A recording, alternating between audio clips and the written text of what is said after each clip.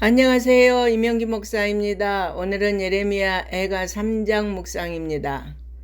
1장, 2장이 이스라엘의 심판과 고난에 대해 집중되어 있다면 3장은 시인의 고난으로 초점을 옮깁니다. 시인은 자신을 고난당한 자로 소개하면서 애가를 시작합니다. 그는 하나님의 분노로 인해 죽음과 방불한 공경을 겪는 자신의 상황에 대해 생생하게 묘사합니다.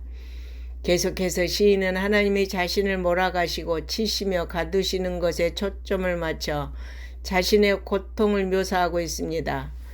육체적으로 고통당하는 시인은 사슬에 매인 채 부르짖으며 도움을 간청합니다. 그러나 하나님의 응답하시지 않았고 더욱 암담하게 되었습니다. 하나님은 시인을 관역으로 삼아 화살통에 화살들로 맞추셨습니다. 시인에게서 평강과 복이 사라졌습니다. 그래서 남아있던 힘도 없어지고 하나님을 향한 소망도 모두 끊어졌다고 탄식합니다. 시인은 먼저 하나님께 자신이 당한 고초와 재난을 기억해달라고 간구합니다. 그런데 여기서 놀라운 전환이 나타납니다. 그가 경험한 고난을 철저히 기억하고 마음에 담아두어 그 교훈이 무엇인지를 생각했더니 그것이 그에게 오히려 소망이 되었다고 고백한 것입니다. 시인은 현재 절망 속에서 여호와의 인자와 긍휼을 강조합니다. 그것은 하나님과 백성 사이의 언약 관계가 여전히 유효함을 보여줍니다. 여호와의 심판이 혹독하지만 백성을 모두 진멸하지 않고 남겨두심으로 그분의 사랑을 보여주십니다. 시인은 오직 여호와만을 바라는 절대적인 신앙의 단계에 돌입하게 된 것입니다. 그는 고난당하고 있는 백성이 해야 할 일은 선하신 하나님의 베푸실 구원을 기다리는 것뿐이라고 고백합니다.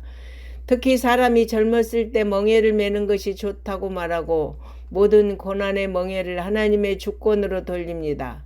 또한 하나님이 창조주이고 주권자이심을 강조합니다. 즉 인간의 생사 화복이 하나님의 권능에 달려있는 것입니다. 그러므로 재앙 자체가 고통스럽다고 해서 하나님을 원망할 것이 아니라 재앙에는 하나님의 뜻이 있음을 깨닫고 참고 기다리는 것이 중요함을 강조합니다. 앞에서 시인은 하나님의 심판으로 인한 고통이 죄 때문임을 깨달았다고 진술했습니다. 이제 시인은 회복으로 가는 신앙의 절차를 밟습니다. 그것은 바로 회개를 통해 여호와께로 돌아가는 것입니다. 그래서 형식적인 회개가 아니라 손과 마음을 든 철저한 회개를 요청합니다.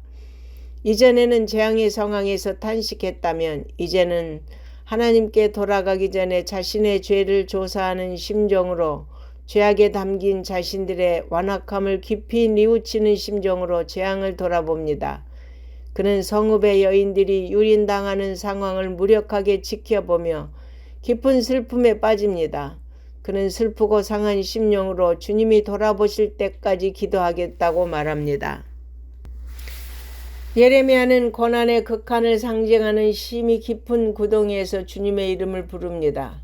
그는 지난날 주님이 약속해 주신 것과 그 약속대로 자신의 원통함을 풀어주시고 생명을 구원해 주신 것을 기억하며 자신의 탄식과 부르짖음에 주님의 귀를 가리지 말아달라고 간청합니다. 그는 지금까지 자신이 원수들로부터 얼마나 심한 보복과 모해와 비방을 당해왔는지 주님이 보시고 아신다고 말합니다. 그러므로 그는 원수들의 손이 행한 대로 그들에게 보응해 주실 것을 간청합니다. 그리고 주님이 진노로 그들을 뒤쫓아가서 하늘 아래서 완전히 없애주시기를 간구합니다.